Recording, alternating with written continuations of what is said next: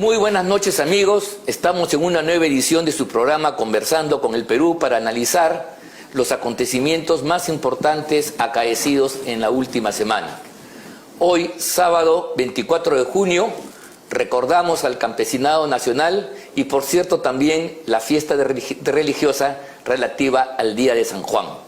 Este es un programa que se transmite por PBO Radio 91.9 FM, la radio con fe, y se retransmite por las redes sociales de la Coordinadora Republicana y el portal Abeja. Asimismo, se replica a través de los cables y operadoras a nivel de todo el país. Soy Ángel Delgado y en esta oportunidad estoy con Enrique Valderrama para analizar y llevar adelante los contenidos relativos a este programa. Yo quería en primer lugar hacer un comentario breve sobre lo ocurrido en las horas recientes dentro de Rusia, la Rusia de Putin, que está en guerra con Ucrania, como todos sabemos. Se ha producido una ruptura en el frente ruso porque unas milicias denominadas Wagner, que han sido aliadas, se las cataloga como mercenarios, se habían rebelado contra el ejército ruso y habían tomado una ciudad importante, Rostov, una ciudad mítica durante la Segunda Guerra Mundial, ¿no? Rostov. Bueno, esto es un asunto muy importante que otra vez pone al mundo entero en vilo, porque lo que está aconteciendo en esa parte del mundo tiene consecuencias para Europa, por cierto, a nivel económico y político, y también en todo el orbe. Y por eso yo quería ver, no sé si tú tienes algunas informaciones y comentarios sobre este hecho, que todavía es muy reciente, por cierto. Absolutamente reciente, hace algunas horas incluso. Claro, evidentemente el conflicto en el extremo de Europa entre Rusia y Ucrania, hemos ya mencionado que tiene implicaciones geopolíticas, evidentemente económicas. Claro, hasta el Perú hubo problemas de la urea. Así es, que impactan a Europa, por ejemplo, en el término justamente energético, que es fundamental, con esto el Nord Stream 1 y Nord Stream 2, pero también impactan en América Latina y particularmente en el Perú, porque evidentemente en Ucrania se produce gran parte del trigo del mundo. Así es. Solamente para poner un ejemplo. Ahora, yo creo que el hecho de que el conflicto se haya dilatado tanto es una señal ya de un desgaste ruso o un retroceso en las expectativas rusas, que yo no creo que hubieran proyectado estar tantos meses en batalla supuestamente con... Claro, ya más de un año. Más de un año con Ucrania, para empezar. Ahí hay un primer punto. Segundo, creo que es una guerra de desinformación también. Hay acusaciones múltiples de parte de la gente de Rusia de que supuestamente Occidente malinforma para generar una mala impresión de Rusia. Y hay evidentemente también denuncias de que obviamente Putin pues limita la información todo lo que puede. Lo cierto es que por todo lo que hemos conocido en estas horas, parece claro que hay un contingente de gente, un ejército digamos...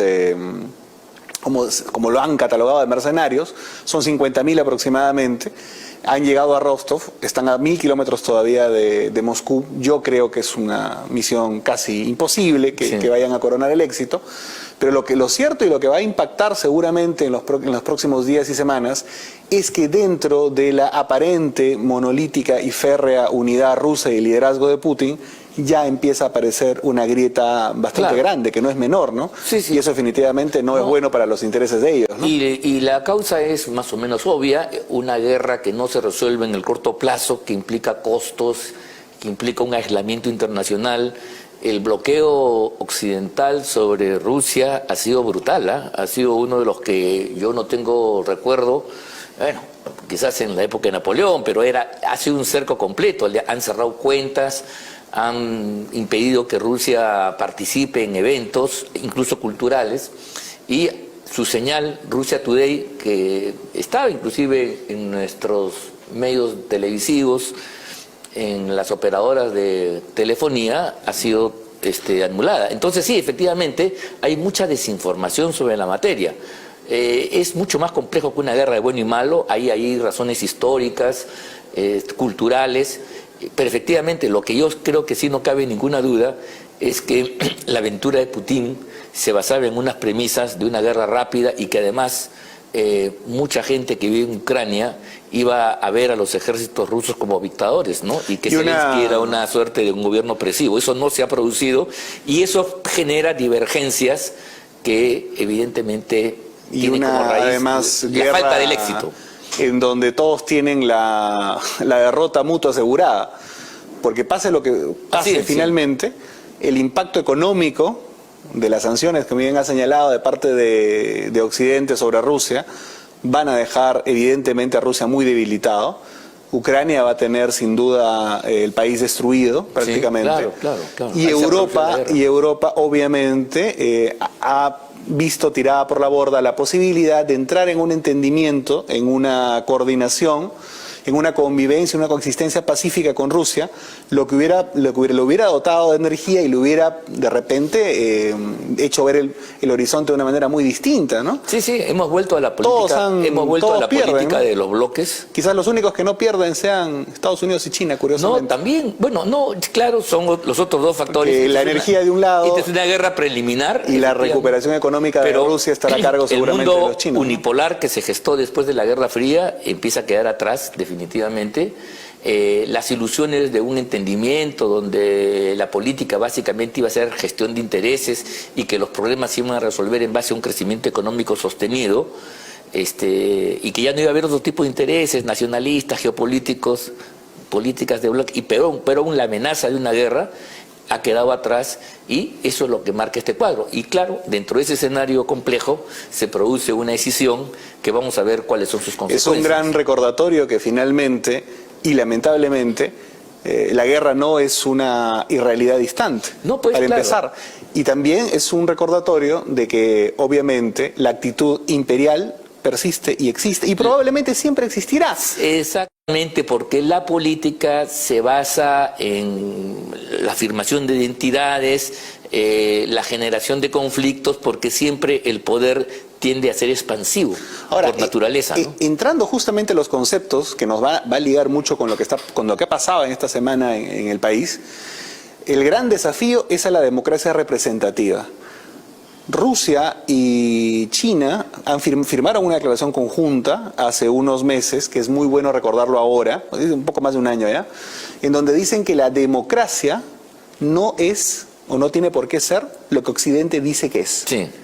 Eso es una cosa muy Ellos entienden la democracia importante. Sin liberalismo, y por eso que el concepto que se ha acuñado en la sociología moderna o en la ciencia política es democracias iliberales. No sé si tú has visto este concepto. Por supuesto. O sea, democracias donde el poder del pueblo carece de limitaciones, porque justamente la democracia, si se define solamente como el poder del pueblo para el pueblo, y no hay el componente liberal que le pone cortapisas, que limita el poder del pueblo, como decía Tocqueville hace mucho tiempo, puede convertirse en una nueva tiranía. La tiranía de las mayorías. En la peor de las tiranías. Claro, es una tiranía que se basa ya no en el autócrata, sino en un pueblo movilizado, además, y que además da lugar a feroces dictaduras como la hitleriana. Y por eso es tan importante el concepto de república, porque la república, más que basarse en una democracia plebiscitaria, se basa fundamentalmente en instituciones. Exactamente. Entonces, ese es el gran avance.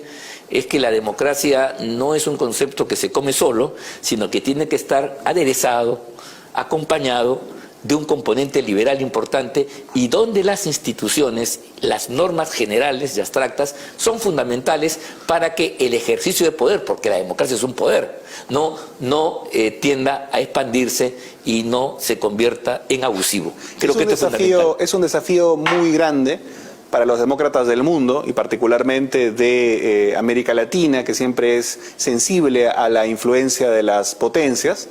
El desafío chino, porque ellos plantean, porque no tienen malos índices económicos, ellos plantean la posibilidad de crecimiento, pero con un sistema político cerrado, que aquí, por ejemplo, seguramente les será pues muy tentador a muchísimos regímenes, incluso que se pueden identificar como de derecha, no solamente como izquierda. Por lo tanto, creo que la prédica sobre el tema de las libertades, de la democracia, es más importante que nunca hoy día, ¿no? Yo diría que los chinos han llevado a su máxima expresión eso de que puede generarse una economía de mercado que genere producción, incremento, desarrollo y crecimiento, restringiendo la democracia. Porque, por cierto, ese es el modelo también que hay hoy en el mundo, incluso en la Unión Europea estoy leyendo, donde la queja ciudadana es que a la democracia se le ha amputado justamente un factor importante que es la soberanía popular, y por lo tanto la democracia es una gestión hábil de intereses y administración de las cosas. En fin, eso lo llaman una tecnocracia, o sea, el gobierno de los expertos, el gobierno de los técnicos, de los especialistas, que a veces no coincide con las demandas sociales. Y eso genera un profundo malestar que recién se está viendo ahora y que explica además los movimientos la emergencia de los populismos de derecha, ¿no?, que empiezan a tener una presencia social y de masas importante en toda Europa. Por eso el balance es fundamental. Obviamente queremos una burocracia establecida, pero lógicamente, si estas tecnocracias quiebran su sintonía popular, lo que en realidad estaría viendo la gente es más bien la emergencia de una nueva aristocracia por la que nadie vota. Ese es el gran problema, ¿no? No, eso parece ser en los supuestos de la crisis de la democracia. Hablar de crisis de democracia luego de la caída del muro de Berlín parece un contrasentido. Cuando ya Fukuyama decía en la fin de la década pasada que se había llegado al fin de la historia, parece ser que esas ilusiones solo quedaron en eso, en esperanzas, ilusiones, espejismos. Bueno, pero volvamos a nuestra querida patria, al Perú. El hecho sin duda más importante que sigue provocando controversias y que está haciendo que se muevan las piezas es la acusación que el Congreso aprobó por 70 y tantos votos contra la exfiscal Zoraida Ábalos hace unos días atrás, y que ha merecido todo tipo de comentarios. Creo que eso podemos conversar. Bueno, ¿Qué te parece a ti en primer lugar? Yo creo que en los últimos años hemos visto, sobre todo en el marco del gobierno de Vizcarra, también con Castillo alcanzó a extenderse de alguna u otra manera esta degradación. Creo que lo de Sagasti fue un gobierno intrascendente para todo efecto práctico. Hay una de las cosas que sí se le tiene que criticar, hago un paréntesis acá, fundamental a Sagasti, que creo que es un acto muy, muy duro, es el tema de haber vejado pues, a la Policía Nacional. Creo que es una de las cosas en donde él contribuyó también a este deterioro. Eso ha sido fundamental para debilitar la defensa democrática del Estado peruano. Claro que pero te decía, Vizcarra dio un golpe de Estado, Vizcarra además instrumentalizó el Ministerio Público, y lo vimos además en una batalla campal a este Ministerio Público, en donde estaba de un lado Sánchez, Zoraida, versus pues el fiscal Chávarri y el fiscal Gálvez, ¿recuerdas? Sí, claro. La batalla pues se terminó definiendo de una manera creo arbitraria, en donde finalmente terminaron solamente prácticamente Ábalos con Sánchez, hasta que se eligió hace poco justamente a otros fiscales, entre ellos la actual fiscal de la Patricia Nación, Benavides, efectivamente. Que ha cambiado definitivamente ha hecho un giro, una etapa nueva en el Ministerio Público, efectivamente. Tan en escombros estaba después de esta casi guerra civil interna dentro del Ministerio Público, a la que yo creo que la mayoría de fiscales, digamos, institucionalistas estaban ajenos, que al final, recuerdas tú que ya incluso entre Sánchez y Zoraida Ábalos empezaron a haber tensiones, ya se estaban prácticamente disputando lo poco que los escombros que quedaban. Afortunadamente hubo un cambio de rumbo. Yo creo que la recuperación institucional del país, y hay que decirlo, y creo que es quizás la de las pocas cosas que podemos agradecer a este Parlamento, que ha tenido una actuación en líneas generales muy mala, ha sido definitivamente el Tribunal Constitucional. Sí, claro. El Tribunal Constitucional cambia los vientos de la crisis política y hace que cosas como la elección de los fiscales puedan suceder, la elección de esta fiscal de la Nación, y ahí empieza de una u otra manera lo que yo estoy llamando la crisis o la caída del vizcarrismo institucional. Sí, caída que se da en plano inclinado, no es en picada, que todavía tiene poder, porque mira tú, a mí me sorprende que haya habido muchas voces que digan que esta decisión del Congreso, que es soberana y que ha cumplido todos los trámites, por cierto, sea una intromisión, sea, digamos, poner en jaque al Ministerio Público y de repente también al Poder Judicial. Ayer estuve en un programa de televisión justamente y me quisieron llevar por ese lado, ¿no? Entonces yo remití y dije, bueno, sí, pues, ahí hay un juicio político, ahí hay opiniones distintas que hay que respetar. Pero quienes preguntan eso deberían también qué pasó hace unos años atrás, cuando se hizo una campaña para hacer exactamente lo mismo a un fiscal que había sido elegido. Además, recientemente, me refiero al doctor Pedro Chávarri, fiscal de la Nación, que tenía un ojo impecable, y a la cual se le imputó un conjunto de cosas bueno, fue satanizado, ¿no? que después se han ido desvaneciendo, pero terminaron sacándolo de la fiscalía, acuérdate tú, votaron el hecho de que se le levante el fuero, etcétera, y ya quedó. Igual sucedió con Tomás Galvez y con otros miembros de la Junta de Fiscales Supremos. Ahora, entonces, perdón, lo que ha sucedido con la señora Ábalos, cuando hacen estas preguntas, quienes hoy tienen lágrimas de cocodrilo, se están olvidando de la historia reciente.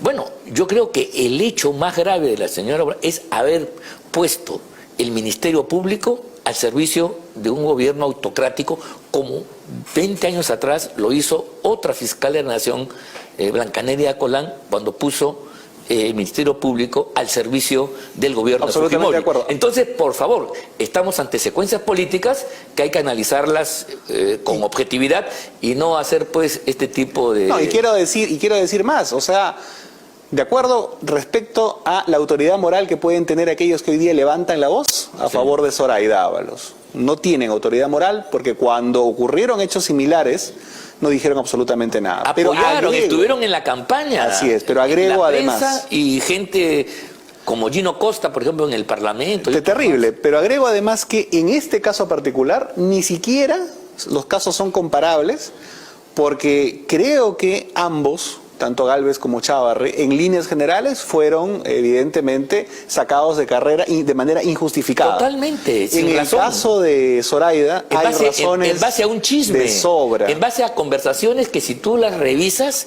no dicen nada. Y además solamente es la punta del iceberg porque es alrededor del tema de Castillo. O sea, este asunto concreto es por Castillo. Sí. Pero el peor daño que le hizo Ábalos al país ha sido más bien durante Vizcarra. Claro. Ella fue cómplice absoluta de Vizcarra en las tropelías que se hizo, lo ha protegido. Y como te digo, había una convivencia con el sector de Sánchez, pero recordarás que en las últimas semanas ya hubo un quiebre entre el sector de Sánchez, el sector político que lo acompañaba, y Vizcarra. Y los fiscales nefastos, Lavallato, que eran Pérez y Vela, quisieron extender la investigación a Vizcarra. Y ahí es donde Ábalos los desautoriza también. Claro. Es decir, hay toda una serie de indicios que dan cuenta que ha sido aliada de Vizcarra en la destrucción institucional del país y que además ha permanecido en un silencio cómplice respecto a Castillo. Sí, para resumir, en realidad, desde nuestro punto de vista, no hay ninguna razón para que esta señora siga en el Ministerio Público, en la Junta Suprema de Fiscales. Ya no es fiscal de la Nación, pero ha seguido hasta la decisión tomada por el Congreso en un puesto de mando con una porción de poder importante, toda vez que su jefe ya salió y su jefe ha quedado desenmascarado ante el conjunto. El jefe me refiero a Vizcarra, porque esta señora, mira tú, tiene una acusación por parte de otra fiscal, Rocío Sánchez, encargada del tema del juicio en el Callao de los cuellos blancos, que ha llegado a decir y ha presentado una denuncia ante la Junta Nacional de Justicia que se está demorando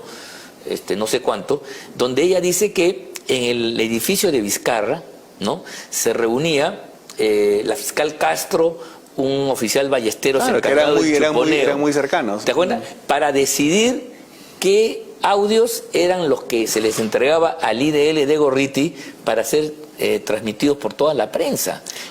Una intervención de ese tipo... No, es terrible. Es terrible, y eso ha pasado, y esto lo corrobora la secretaria personal de Vizcarra, la señora Roca, Miriam Roca creo que se llamaba, ahora, ¿no?, que dice que hay esto, y eso entonces, ellas son elementos más que suficientes, por lo menos para que la señora salga del Ministerio Público luego de haber puesto esta institución al servicio de un gobierno corrupto y autocrático. Ahora, la caída de ella yo creo que tiene que determinar además una reflexión mayor, porque es verdad que han sufrido dos traspiés muy duros el vizcarrismo, Primero, evidentemente, el hecho de que ella sea inhabilitada, porque tenía poder todavía, era una expresión con poder dentro de lo que quedaba del vizcarrismo. Pero hay otra cosa fundamental, que es el reconocimiento de lo del 30 de septiembre del 2019 como golpe de Estado. Ese es el otro tema que... Pero antes de eso quiero decir que queda pendiente todavía hacer una reingeniería total sobre una de las herencias más nefastas del vizcarrismo institucional, que es la Junta Nacional de Justicia. Creo que el Congreso tiene que dar ahí la talla para reflexionar alrededor de este tema, porque yo creo que tal como están planteadas las cosas alrededor de la Junta Nacional de Justicia, no vamos a tener pues una justicia imparcial si es que esto no se revisa. Por supuesto, tienes toda la razón, porque la Junta Nacional es la que provee, examina, nombra jueces y fiscales.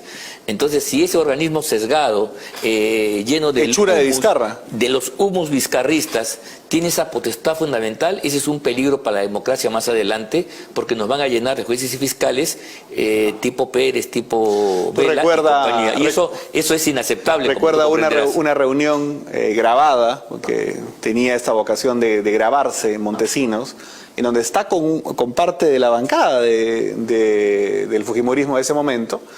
Y ahí les dice, bueno, podemos tener 1 o 2 pérdidas de repente parlamentarias, vamos a estar ahí, pero mientras tengamos el Poder Judicial, sí, claro. todo está bajo control. En la última etapa se ha venido a demostrar en estos tiempos posmodernos que el control del Poder Judicial, Ministerio Público, es más importante que tener el control de las Fuerzas Armadas, que ya no están habilitadas para actuar como era antes. Pero yo quería pasar al otro tema, que es tan importante como este, y es el fallo del Tribunal Constitucional hace unos días atrás, donde ha dicho con toda claridad lo que era evidente para nosotros los abogados, los que nos dedicamos a otros temas, que en el ámbito del derecho público y sobre todo en este tipo de conflictos no puede haber pues una denegación fáctica de las cosas. O sea, la expresión de voluntad tuya y mía, para tener efectos jurídicos, tiene que ser clara, transparente, no a medias.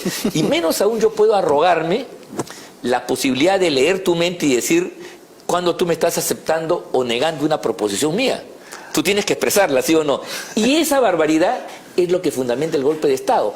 El hecho que el TC haya eliminado, condenado esta metodología, esta frase, yo creo que vuelve sobre el tapete a analizar esta aventura vizcarrista que, no nos queda duda alguna, fue un golpe de Estado que se disfrazó con la complicidad de una mayoría de magistrados del Tribunal Constitucional de entonces. Absolutamente, absolutamente. Han habido ahí 4 magistrados involucrados en la convalidación de este tema.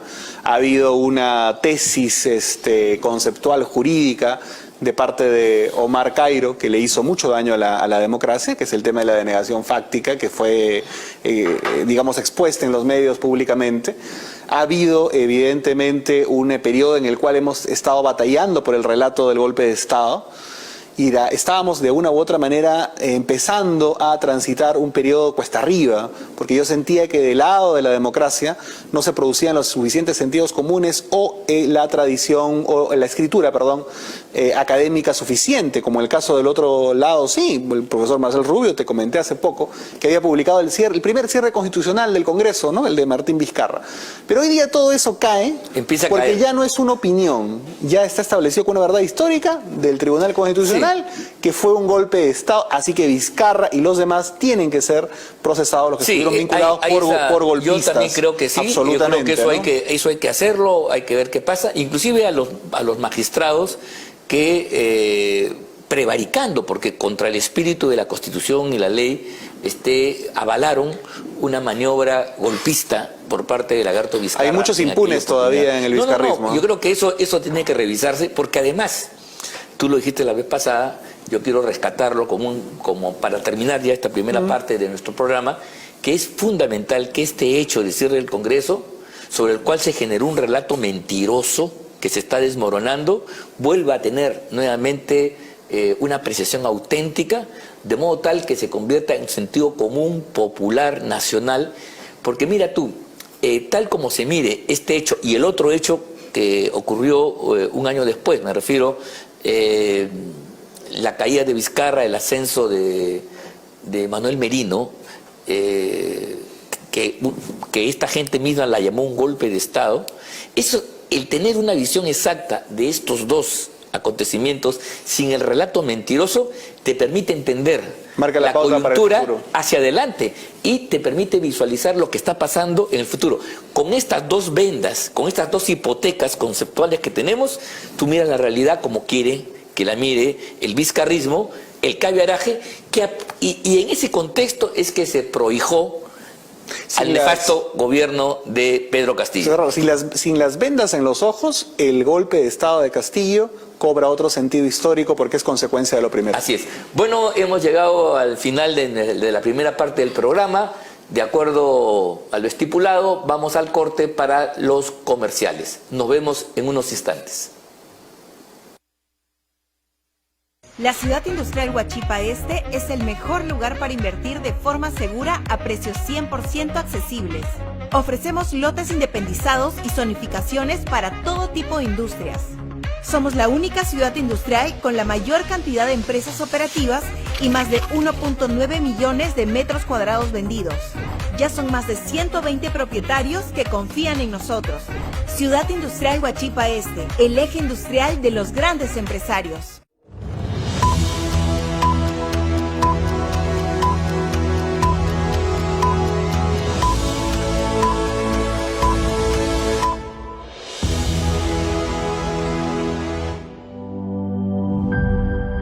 Está viendo PBO.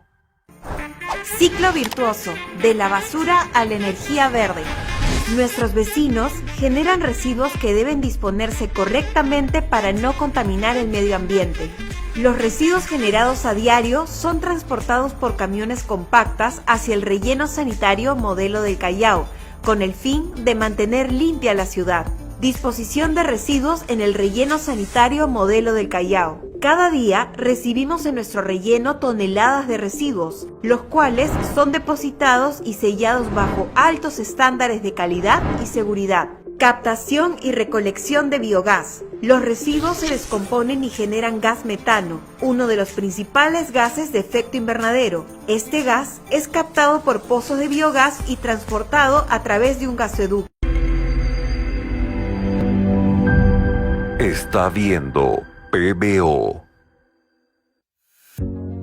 Desde su constitución, en mayo del 2019, la Coordinadora Republicana ha combatido la desnaturalización de la democracia para utilizarla como disfraz de prácticas totalitarias.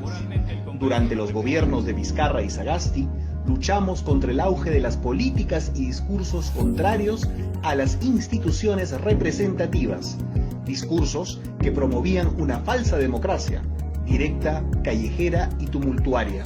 También nos opusimos a la perversión que judicializa la política y al pensamiento único impuesto desde la cúpula estatal, que afecta la libertad de conciencia, la familia, los valores comunitarios, incluyendo la manipulación del lenguaje con fines ideológicos inconfesables. Igualmente, impulsamos el rechazo a la imposición del Tratado de Escazú, pues lesionaba la soberanía sobre nuestros recursos naturales. Defendimos a la Policía Nacional, agredida como institución, contra los esbirros del régimen de Sagasti, y demandamos elecciones libres y pulcras, avisorando las irregularidades fraudulentas que se orquestaban desde el sistema electoral y las altas esferas oficialistas. Más adelante, la Coordinadora Republicana concurrió con otras organizaciones democráticas a enfrentar al gobierno de Pedro Castillo, no solo por su objetiva incompetencia y gravísima corrupción, sino porque era una amenaza cierta a la Constitución histórica del Perú, al pretender sustituirla introduciendo un Estado plurinacional, antagónico a la nación peruana, además de perpetuarse en el poder como en Cuba, Venezuela, Nicaragua, entre otros países del continente. Y ahora, tras la vacancia del golpista Castillo, la Coordinadora Republicana viene trabajando para unificar a los patriotas, de modo que la transición iniciada arribe a su destino democrático, denunciando tanto las vacilaciones oficialistas como los arrestos violentistas y subversivos opuestos al desarrollo republicano y popular, a la grandeza del Perú y la felicidad de los peruanos.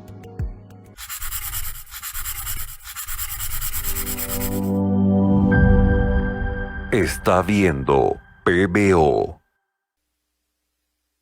Muy buenas noches, estamos de vuelta con Conversando por el Perú vía los 91.9 de la FM PBO Radio. Estamos en nuestro segundo bloque y tenemos hoy día un invitado muy especial. Estamos con nuestro querido amigo Diez Canseco, que es además presidente del partido Perú Acción.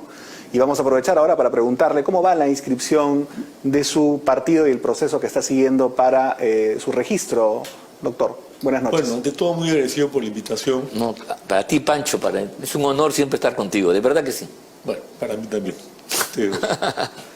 Pero en cuanto al partido, estamos al borde de la inscripción, ya hemos culminado los trámites, esperando las últimas observaciones, y yo espero que esto culmine rápidamente. Pero el partido está caminando. Lo importante que yo veo es que hay una voluntad popular de cambio. Y yo creo que es muy importante que si hay, como decimos, 25 partidos políticos, aquellos preexistentes y los nuevos que aparecen actúen como partidos políticos. Porque lamentablemente la mayor parte son maquinarias electorales al servicio de intereses particulares. Ahora se habla de dueños de partidos, cosa que a mí me parece una vergüenza. Un partido político, por definición, es la reunión de personas en torno a ideales comunes, a ideas comunes, a programas comunes para mejorar a un país, para sacarlo adelante. Por eso hay socialdemocracia, hay marxistas-leninistas, hay liberales, en fin, lo que uno quiera definir. Ajá. Pero en el Perú, lamentablemente, el debate se centra en cosas menores, en la ignorancia de los actores y en el fracaso, no del sistema, de esos actores que no han sabido sacar al país adelante. Entonces yo hago votos para que esto se eleve, que esos 25 partidos, los existentes, los que se están inscribiendo, lo que fuere, traigan sangre nueva, que se produzca lo que nosotros en Perú Acción denominamos una revolución pacífica de la política en el Perú, para que nuestro país pueda llegar a lo que creo que de una u otra forma, por una vía o por la otra, todos anhelamos, que es una democracia con justicia social, sin corrupción y sin violencia. Correcto, me parece, bueno, ese es un ideario que compartimos todos y la verdad que en un escenario donde aquí se ha satanizado la actividad partidaria y se ha conseguido aislar a la población, a la opinión pública de estas manifestaciones democráticas por excelencia que nacen de la sociedad, el esfuerzo de armar partidos es meritorio. Yo creo que únicamente vamos a poder recomponer la política si es que generamos de aquí adelante un verdadero sistema de partidos, porque el anterior ya colapsó definitivamente, y sobre esa base la democracia peruana tendrá pues las anclas, las guías, las balizas para poder tener, digamos, sentido y que la política se convierta pues finalmente en un juego con sus tensiones, pero un juego ordenado, con reglas que se respeten, porque la democracia también es eso, ¿no? Es autolimitarse, es tener empatía, es finalmente ser responsable, cosa que no ha sucedido en los años anteriores. Y Ángel, lo que es muy importante es que quienes creemos en la democracia y real efectivamente la practicamos, le hagamos ver a nuestros compatriotas que lo que tenemos que hacer es que la democracia funcione como tal y que la alternativa que plantea la izquierda marxista-leninista no es válida, porque ha fracasado en todas partes del mundo. Dentro de ese contexto, una cosa que me sorprende mucho es que se habla de izquierda y derecha, pero hay una izquierda democrática, que no es la de los comunistas, que no es la de los que quieren armar esta marcha que por supuesto va a fracasar para la famosa toma de Lima y cosas por el estilo. Frente a eso hay una socialdemocracia. Hay que recordar que a comienzos del siglo XX se escinde la socialdemocracia del marxismo o leninismo duro. Del comunismo, claro. Claro, y a partir del Congreso de Bad Godebers en la década del 60 se salen del marxismo. Es la izquierda democrática, que es el Partido Laborista de Gran Bretaña, en todo caso el PSOE, el alemán, el alemán. Y aquí en el Perú solamente se habla de izquierda y derecha, como si no hubiera una izquierda democrática que también debe ocupar un espacio válido en el Perú. Ahora, en el análisis político, del cual usted participa también usualmente en algunos espacios, han pasado ya más de 6 meses, y hablando justamente de esta izquierda marxista radical, A veces a muchos se les olvida que esta presidente fue electa en una plancha Sí, sí, sí. izquierda radical. Claro, y que el gobierno de 1 año y medio casi fue Castillo-Boluarte. Ahora estamos en un gobierno de Boluarte sin Castillo. El gobierno de Castillo es suscrito hasta una semana antes de su final o 12 días antes de su 12 final días, por Boluarte. así Pero es. estos 6 primeros meses, doctor Descanseco, ¿cómo analiza el gobierno de Boluarte? Es un gobierno de supervivencia. Ajá. Y yo diría, recordando la frase que le aplicó Malcolm Baldrige a Churchill cuando le pidieron que lo definiera, un gran filósofo británico, ha sabido sobrevivirse a sí mismo. Claro. Eso es importante, claro. Claro, claro. ¿No? Y entonces este gobierno de supervivencia ahora pretende quedarse hasta el 2026 cuando lo que tiene que hacer es irse. El planteamiento entonces de ustedes es elecciones anticipadas. Están en esa línea. Mira, Boluarte no tiene partido político, no tiene bancada parlamentaria, no tiene equipo de trabajo y no tiene programa de gobierno, no tiene nada. Viene de la extrema izquierda, ha sido la cajera de Vladimir Cerrón, un delincuente con sentencia firme en la Corte Suprema. Y está de presidente de la República, a eso hemos llegado. Ahora, su legitimidad constitucional es incuestionable. Eso es otra cosa, claro. Totalmente de acuerdo. El tema es, el Perú puede darse el lujo de tener a Boluarte de presidencia hasta el 2026, teniendo al frente, como tiene, un Congreso impresentable, que acaba de elegir a un impresentable defensor del pueblo con los votos de 4 impresentables niños de Acción Popular. Es increíble que esto pueda persistir, pero el riesgo que tenemos también, y del cual se ha hablado, es, ¿podemos ir a una elección mañana? No lo creo. ¿Podemos esperar hasta el 2026? Tampoco. Hay que darse un plazo, ¿para qué? Para ir creando una conciencia nacional de que la gente vote bien, que vote o por la derecha o en todo caso por la izquierda democrática, no por los extremistas, y que elija gente honesta, con capacidad de gestión, preparada, con sensibilidad social, no lo que nos ha pasado ahora, que el Estado se ha convertido en una especie de botín para los oportunistas y los sinvergüenzas que hoy están integrando el Congreso de la República y que también son parte del gobierno de Dina Boluarte. Sí, claro. Esa posibilidad de elecciones anticipadas, que creo que era la más plausible y la más lógica, fue torpemente, creo, petardeada por Fuerza Popular, que parte de los que mismos la propusieron, pero quería compartirle un análisis brevísimo para ver qué piensa usted.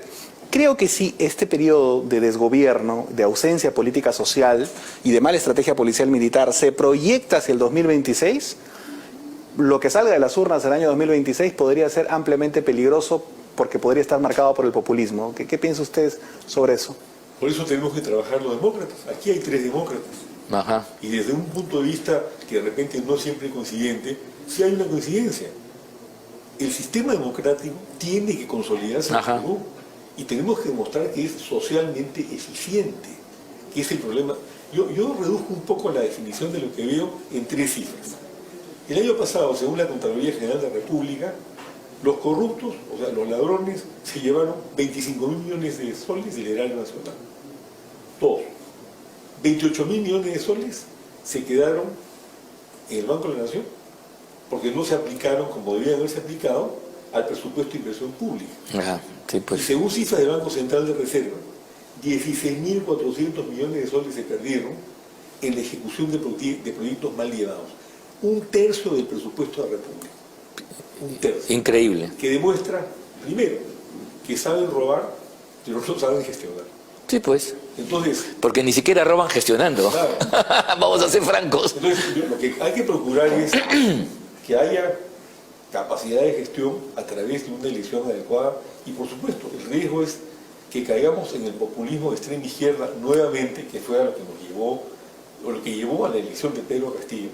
Y eso tenemos que trabajarlo, demostrar a la población que sí se puede, dentro de la democracia, que sí hay gente honesta, que sí hay gente con capacidad de trabajo, que sí hay gente que chambea. Claro, yo creo que sí, yo comparto contigo la idea de que este es un gobierno cuyo mérito principal ha sido la sobrevivencia.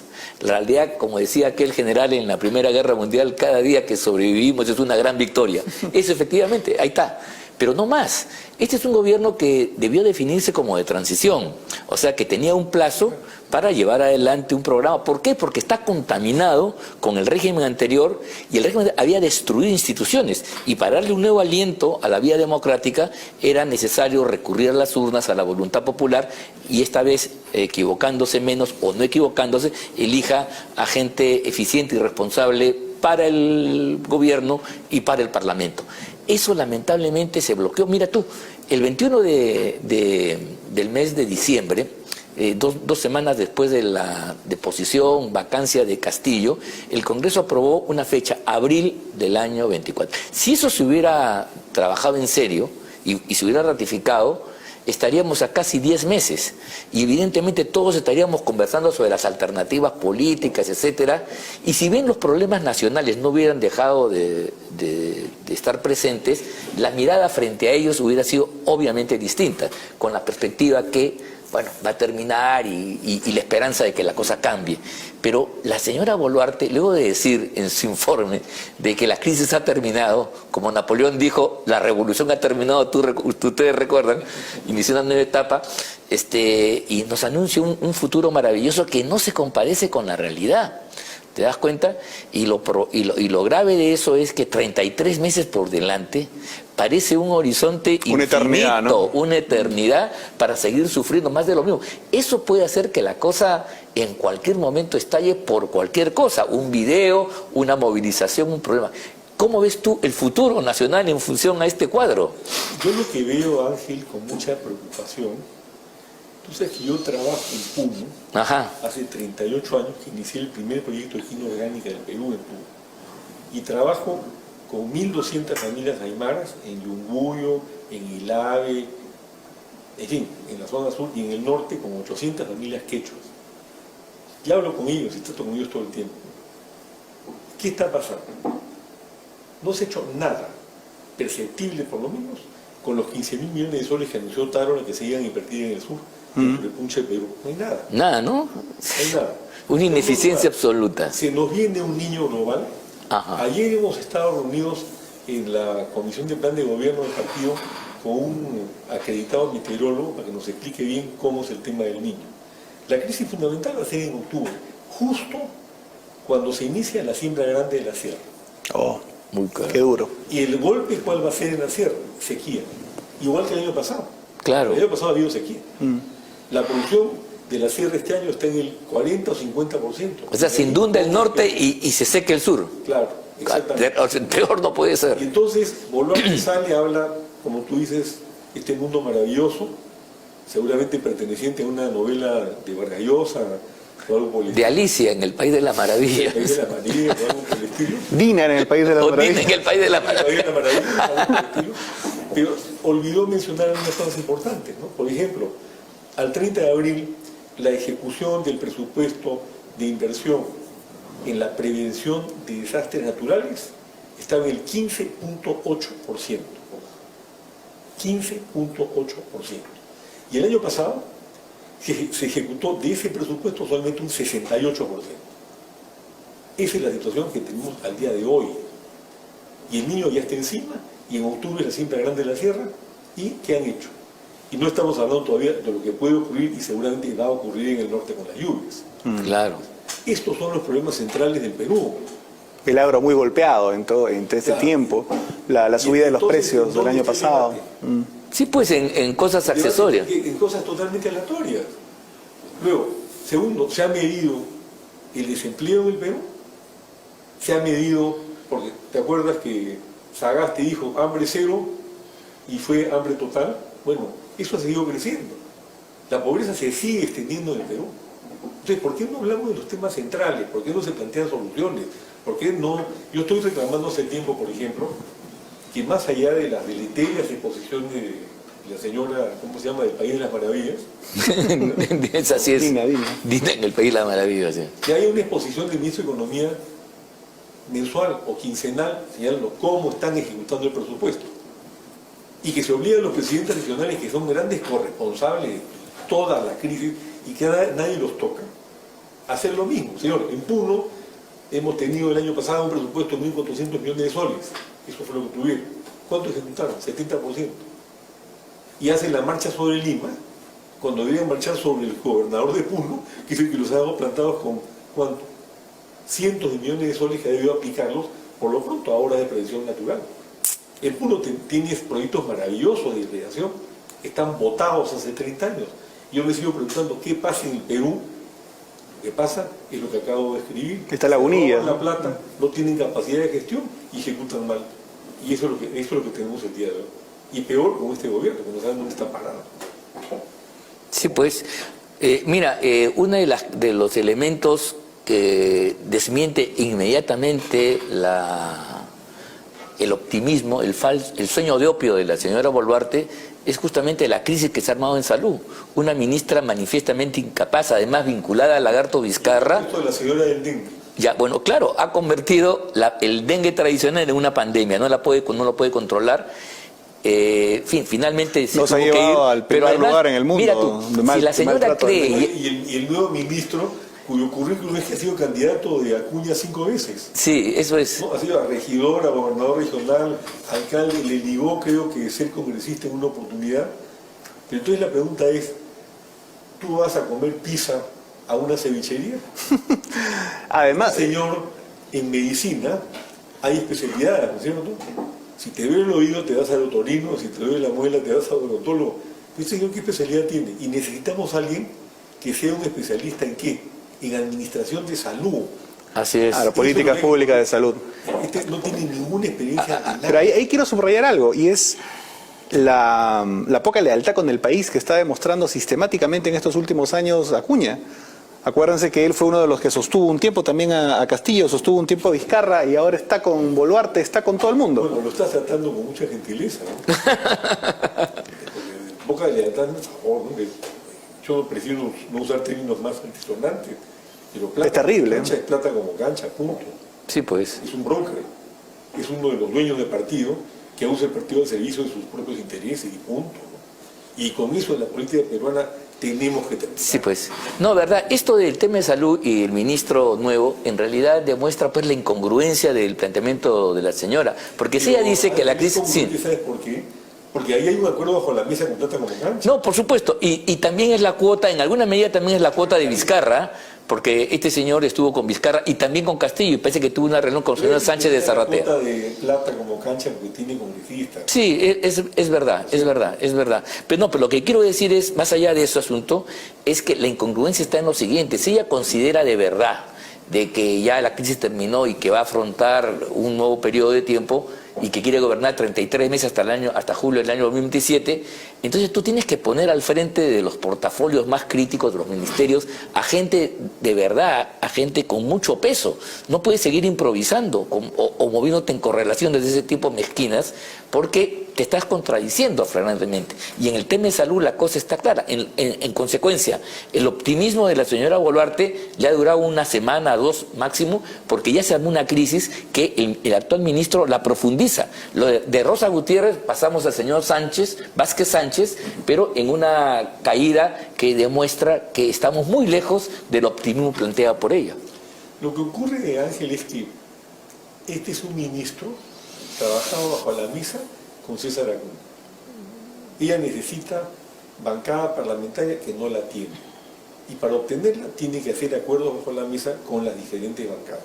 ¿Qué le ha pasado con Keiko Fujimori, que se le disparó el domingo pidiendo el cambio de gabinete? Que Keiko Fujimori, que también especula, ha mirado, dicho, esta señora tiene 77% de desaprobación, mejor empiezo a tomar distancia. Claro, si quiero ser candidata, obviamente. Pero, por otro lado, ¿qué está haciendo Keiko bajo la mesa? Porque así se maneja. Sale a atacar y luego bajo la mesa le dice, te pongo los votos, pero contra esto, contra lo de aquí, contra lo de allá. Ajá. Así está funcionando el Congreso. Con eso también hay que terminar. Yo no creo en esas transacciones. Yo creo que cada uno debe tomar su posición y decir, bueno, estoy de acuerdo programáticamente con esto, no estoy de acuerdo en lo otro, y votar en el Congreso de esa manera. Este es un Congreso de brokers. O sea, le debemos a este impresentable defensor del pueblo a los votos de 4 niños que les perdonan la vida para lograr reunir los 87 votos. Y en eso estamos. Sí, pues. Claro, es la máxima expresión, la elección del defensor del pueblo de la Alucinante. transacción pragmática malentendida. Pero quería hacerte una pregunta, porque creo que revisas también bastante política internacional, pero sobre el gobierno. Una de las grandes debilidades, no hay plan social, estrategia policial militar no es buena tampoco, ni siquiera respalda a las Fuerzas Armadas como debería, es un desastre, pero afuera. El Perú está aislado prácticamente en términos internacionales. ¿Tú cómo ves al país en el concierto, digamos, de América Latina, etcétera, no? Mira, el problema es que el sistema interamericano de derechos humanos, al que no pertenecen ni Estados Unidos ni Canadá, está manejado por la izquierda carguera. Sí, pues ahora sí, es clarito. Entonces, ¿qué es lo que debió hacer Boluarte o la señora Gervasi, que es la canciller? Rechazar de plano el informe de la Comisión. No aceptar esa... Claro. Rechazarlo de plano. Ha hecho muy bien, tengo entendido, en ir a la OEA a contestar, en mi opinión, de manera light, porque debió ser muy enérgica, porque hay una serie de falsedades en ese informe. Aquí va Otárola a la reunión de UNASUR, que todos sabíamos que... No, además humillado, ¿no? Humillado. Humillado, pero además... Total. Lula quería usar la reunión para levantarse a sí mismo como líder latinoamericano. Ajá, eso es Y de cierto. pasadita lo metió a Maduro y le falló el tiro, porque Boric repitió, Sí, y bueno, no quiere comerse ese peso, demasiado de Maduro ya. o sea, pésimo manejo de ese punto de vista. Por otro lado, no sé cuán aislados, estamos aislados, claro, si consideramos que es válido que un personaje como López Obrador esté totalmente en contra y con el atrevimiento de quedarse en la presidencia de la Alianza del Pacífico, teniendo como tiene López Obrador, entre otras gracias, que en sus 2 primeros años de gobierno han habido 186.000 asesinatos en México. Es un narcoestado. Total. Luego, Petro en Colombia ya comenzó a desbarrar. También ya empieza así. Ahí veo grandes manifestaciones en contra. Claro, como era inevitable, porque con esto pasa eso, ¿no? Bolivia se sostuvo porque Evo Morales, nadie se ha dado cuenta, tuvo la suerte cuando asumió el poder que el Banco Mundial le anuló la deuda externa a Bolivia conjuntamente con otros países de la zona, ¿no es cierto? Y han vivido del gas durante 10 años. De las 63 empresas estatales que tiene Bolivia, la única rentable era la de gas, que subsidiaba a todas las demás hasta que se fueron a la quiebra. Entonces, era toda una ficción. Yo acabo de estar en Chile hace 3 semanas, donde, bueno, esta vez no lo vi acá, pero me he reunido con él en otra oportunidad.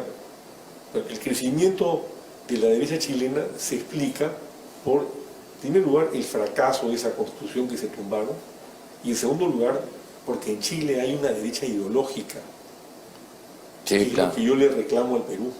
Acá hay una derecha mercantilista. Ajá. Yo no soy de derecha, yo soy de centro, en todo caso. Pero el tema es que en Chile la derecha Piensa, chilena piensa. ha replicado a Boris y Boris empezó a caer. Entonces, no estamos tan aislados. Trabajo de Ángel con los españoles, claro que esos son de ultraderecha, ¿no? Bueno, pero están ahí ya en el Acá bolo. Y se va a acabar el sanchismo. No, se va a acabar una fuente que alimenta el Foro de Sao Paulo. El gobierno de Sánchez y Podemos. Mi compañero Pedro Sánchez. Y tu compañero Pedro Sánchez, sí, que se ha ido al otro lado. Ha habido muy buen resultado, ¿no? Sí. Buen resultado del Partido Popular. Sí. Bueno, tienen ahí la señora, la de Madrid, que aparte guapísima es. No, es una máquina extraordinaria electoral, ¿no? sí. Ahora, que quería hacer, Ayuso. quería hacer Díaz una- Ayuso. Díaz Ayuso. La próxima lideresa, supongo, ¿no? Yo supongo que ella Porque la tiene actual gran no lo futuro. veo- A Feijó, Núñez Feijó, que es el No lo actual. veo. Vamos a ver cómo viene la cosa. Interesante el día que van a ser el día 21. Yo quería hacerte una pregunta. Ya estamos acabando más o menos el programa. ¿Cómo ves tú el Congreso próximo a la nueva mesa directiva? En este escenario, volviendo nuevamente al Perú, ¿no? En este escenario caótico, en el Congreso mercantilizado, ¿qué va a pasar con la nueva mesa directiva? ¿Cómo auguras tú eso? Porque ya vamos a entrar ahorita al tiempo, a la cuenta regresiva para la nueva mesa directiva del Congreso. Rápidamente. Mira, yo no soy capaz de sumergirme en los abismos de las transacciones bajo la mesa que hay en el Congreso. Un submarino como el Titán, porque explota. Para ir viendo qué es lo que está pasando. Y cuidado que el Titán Explota, sí. Y esto Manejar va a explosionar. submarino en el fango, además sería Eso este sería ejercicio, ¿no? terrible. Pendejo en el fango. pero Sí. cualquier cosa. Pues. Oye, puede pasar cualquier cosa. Los niños pueden acabar gobernando el Congreso. ¿Tú te imaginas que un niño llega a la... Parece que Los eso va a creo, ser. los creo capaces. O una mesa fujicerronista, ¿no? Sí, no, con alguien... Bueno, ya han votado en conjunto. Sí, o sea, vamos a... Eligió al, entre comillas, defensor del pueblo. Sí, o sea, el futuro es una caja de sorpresas impresionante. Bueno, hemos llegado al final de nuestro programa, el tiempo siempre es tirano.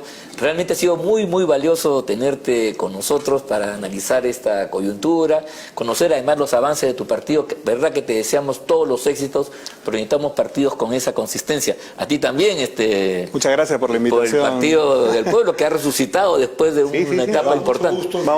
Eso es importante. A los dos Necesitamos partidos de verdad. Hay que renovar el APRA. nos sacaron por los mismos motivos. Compartimos un drama, además, legal, ¿no? Así es, un Sí, tema es. legal. Y veo que además ustedes han ganado en el Tribunal Constitucional. Me parece y muy bien. Vamos también camino al Tribunal Constitucional. Correcto. Una cosa es que la reivindicación y otra cosa es que se demuestre La verdad histórica. la falacia y el fraude que se hizo, ¿no? Eso es importante que quede muy claro para la historia.